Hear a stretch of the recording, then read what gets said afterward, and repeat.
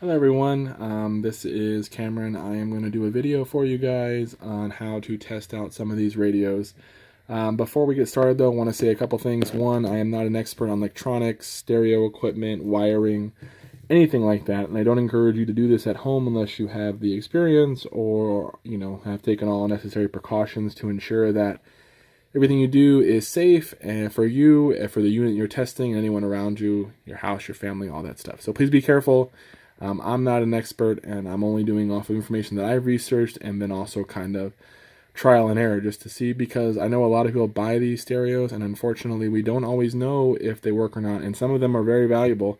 I thought it might be nice to be able to find out if we could confirm they work before we ship them out to people. So that'll be what's going to happen in the video. I'll try to give you an idea of what parts I did or how to acquire them. Again, there are different ways. It's not the only way to do it.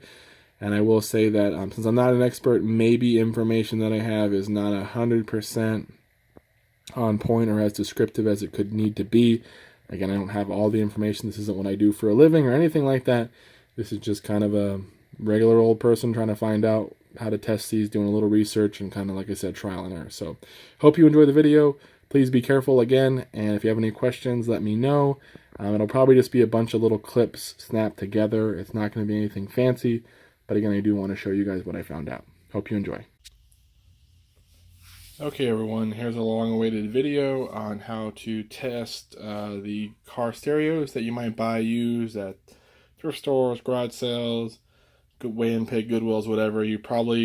Most people don't have a way to test them or didn't know how to, so I did some research on how to test them to do it the right way, to see if it was worth the time, the investment, and also what I'd find out. So here are two stereos here. I think I paid $5 for each of them. This Acura one, and this is a Ford one. I acquired them used, obviously, so I had no information on them aside from the stereos. The first thing I did is I watched a video that someone else did showing how you could use power brick that goes to one of these little adapters here, into like the thing you would plug into your cigarette output in the car. So that goes into this little tube, and then it connects to a red and black wire like this. So I'll put those in the description where I got mine. There's a whole bunch of different kinds, but I found that one. It hooks up to a 12-volt charge, which supposedly is enough to power the radio and get them working. So this is just a general plug, goes in this brick, goes into this little piece here, which connects to here, and then comes out to a red and black cord. So I ordered that, and I already had the radio, the Acura actually one, for $5. And then I realized that, let me just undo this right here. This little piece, I needed. I didn't have that, because when you buy most of these stereos, you will find that there's no wires coming out the back. There's no harness to connect it to. So I had now this piece, this red and black piece right here, with nothing to connect them to. So that was the first thing I ran into. And I realized that all the radios I have bought, and most of them did not have the wiring piece, because most people would probably be using that on another car or something like that. So you'll probably find them without the little wiring connectors in the back. So to circumvent that problem, you have to get a replacement piece if you want to test them. So for some of you, that'll probably stop the testing process, because now I probably spent like $25 on the power stuff, and now you'd have to buy a new connector to even hook that up and test it. Problem is they don't all use the same one. This is the Ford one. It's a different one, and here is the one I got for the Acura. Now, a lot of Fords will use the same one, and for so many years we'll have the same one. Same with Acura. I think Honda and Acura have similar ones. Depending on the brand of the car and the make and the model, and or whatever, it might go for multiple years using the same exact one, but they are different. They're not the same from from company to company. So I found these online. I ordered them for about $5 or $6 each. Not too bad. They even have some cheaper if you want them from China. It take a little bit longer to arrive. I ordered these ones a little bit quicker, so I'd have them. So not too bad. The good news with these is that if you're just using them to test and you've bought them once, this will probably work on other Acura radios, so hopefully I won't have to buy a ton of them. The bad news is if you buy a bunch of different kinds of radios, you might need to buy one of these each time to test it. So that's another thing to run into. Second thing is you have to identify which one of these you need. There's different ones for different vehicles. So what I did was I looked up the actual stereo. If you look on the back, usually, especially if it's an OEM one, a one that's for the or by the manufacturer, you can find a model number on here, different things like that. Look it up, and usually when you look it up, it should tell you what vehicle it's off of and what year, or approximate range of years. Sometimes it's not exact, but it'll give you like, oh, this goes to a 2004 to 2006 Acura RDX or whatever the case is. So that's another thing you gotta look for. Once you find that, you can type in that vehicle into eBay and type in stereo radio harness or whatever, something like that. Not electrical harness, or stereo harness or stereo wiring, and these will pop up. They're about $5. They come like this with a bunch of different ends. For the testing purpose, we actually only need 3 of these to test the power, but yeah, so about $5. So once you have that, then what you would do is hook this into the back of the stereo, and then go to the next step, which I'm going to pause the video because I'm doing it on my phone, and then I'll show you what it looks like when it's done. Okay, so here is the next part. You can kind of see I've taken the red and the yellow. Those two need to go together, the red and the yellow. Same for the other stereo I have as well. It's the same wires go together, the red and the yellow. As you can see, there's a bunch of different colors here. I'm like almost colorblind, so I had to really be careful not to get the wrong one. But these are the red and yellow, I believe, and this is the black. So those are the 3 that you will need. We can see a little better there. And then over here you can see similar ones. Here's the red and the yellow. And there actually was 2 blacks on here, but I pulled the one next to the red and the yellow, so it's right here. So we'll do the Acura first, though. So now I'm going to hook them up to the little power cord we bought here. The red goes to the red and yellow, and the black goes to the black. Okay, it's a little blurry in the foreground there, but you can kind of see that I've hooked the red one up to the red and yellow, and the black one up to the black. Now we're going to plug in all the cords, and I'll show you what happens. Okay, I've now hooked the power up here. You can kind of see the red and the yellow are hooked up. There is the black. You want to keep them separate. You don't want the wires to... That's the radio, because this one's actually broken. We'll go over that too. But the black one is separate from the red and the yellow. You don't want them to be touching. So it's all plugged in. And then on the front here, you see there's a problem because it's... well, one, it's making a bunch of weird noise. But 2, you'll notice right there, the anti-theft button keeps blinking. And it keeps saying the word code. Now, doing some research, because I got the power hooked up and I was all excited, thinking it was going to work right away.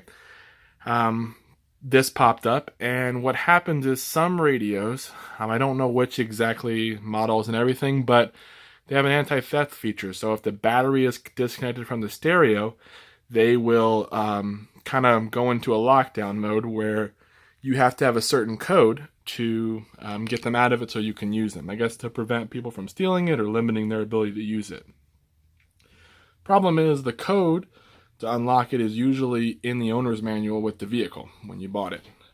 Since most of us probably won't be having the vehicle or the code when we acquire the radios, we run into another problem because though I did find a way to get around this, I don't know of the legalities of it. Doing some research, these codes, some of them don't require it. Like the Ford one did not have a code, but this one does. And there are ways to acquire codes for vehicles. You have to give them the model number of the stereo and what vehicle it came off of. They even have this feature on eBay. If you look, there's people selling codes. So if you give them, I think it's like a couple bucks, they will, and the model and of the vehicle and the model of the stereo, they will message you back with a code.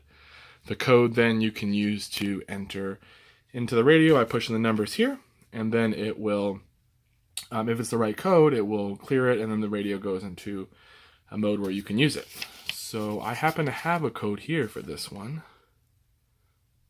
I think I do. Hopefully I wrote it down right. So I just put it in. It's a 5-digit code, all numbers. And as you can see, and if you watch the video, you'll see what my code was. I'm not going to say it out loud, but I'm not going to say how I got the code either. But you can kind of surmise probably. Now it's working. It's at least showing the FM, a station there. You could, obviously try all the buttons. You can put a CD in. You'll find that you heard this one. It was making a lot of noise because the dish changer is jammed. I got one disc out, but it looks like there's something broken inside now, and it keeps trying to unload a disc, but there's not one in there anymore. So this one would be pretty much considered junk, or I could try to sell it for parts or repair, but something is wrong with it. So, but again, this is a problem you'll run into with certain radios, because you will have to have a code, and then you either are going to have to pay to get the code, and I don't know the legalities of that, or just list it as without a code. I saw some on eBay listed without the security code, so obviously those people ran into this problem. And you can't test it if the code is flashing. There's no way to test the stereo beyond that. It prevents you from doing anything. So that is another limitation there for some people. It might not be worth it to go through this whole process. Then you have to acquire a code. Unless you're like a wizard at guessing, you probably will have to pay someone to get you the code. That's another couple bucks. So we're already looking at 25 or so for all the cords we needed, plus 5 for each cord for the radio we're going to have, plus another couple bucks if you're going to buy a code from someone. So before you know it, plus the cost of the radio, you could actually have spent quite a bit. Not quite a bit, but some additional funds just to even see if the radio works. So that's where we are right now. On this one, again, it's pretty much, I'll probably try to list it for parts and see if there's anything I can do. The radio does seem to work, but it's the CD you can hear. It's all messed up. Even a cassette will play in there, but the radio, the CD player will not.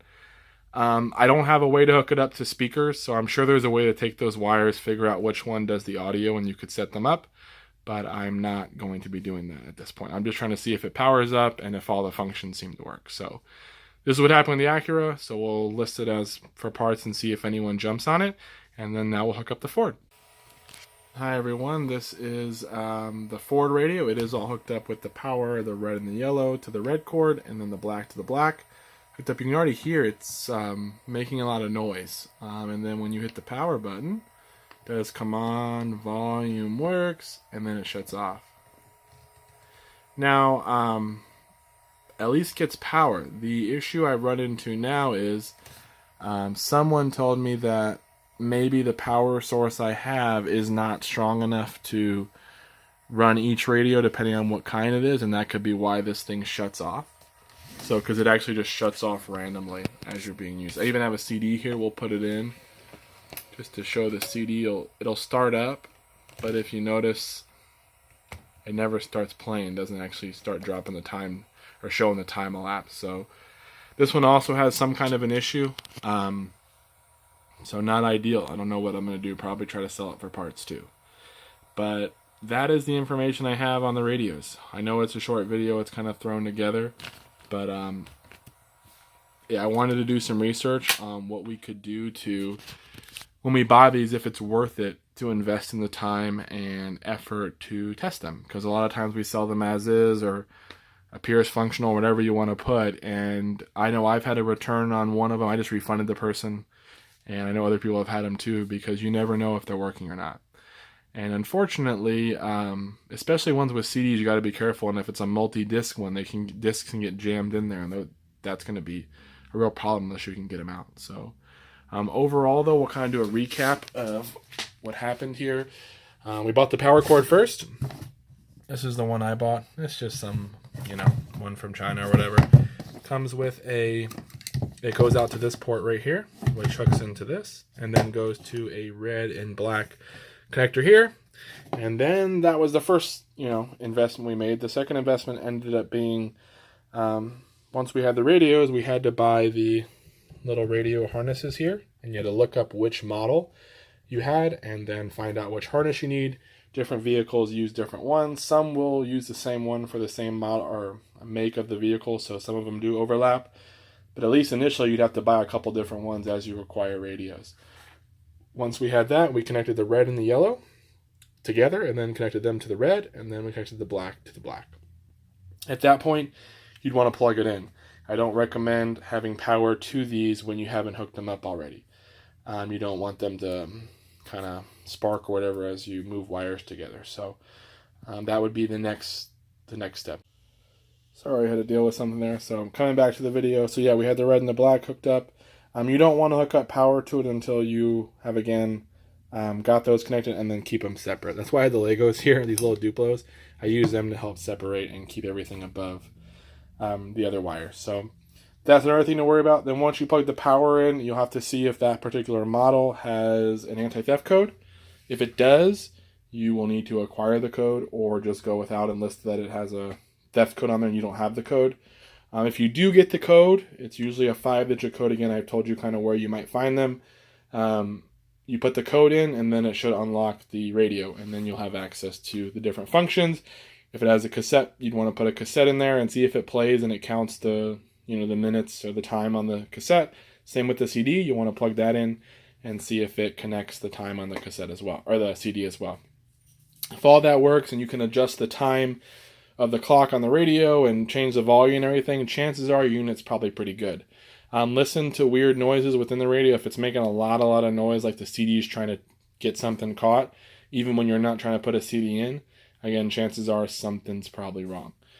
Some of them, like the Ford, did not have an anti-theft code on it, so I just plugged the power in and boom, it was ready to go. But we heard a lot of noise and it randomly shut off. So again, maybe it's the power switch, but I don't think so because all the other ones that I've messed with this on, all the power will hold the whole time. The issue has been usually with the unit itself on some other issue. So I think this one's got a problem as well. Maybe not.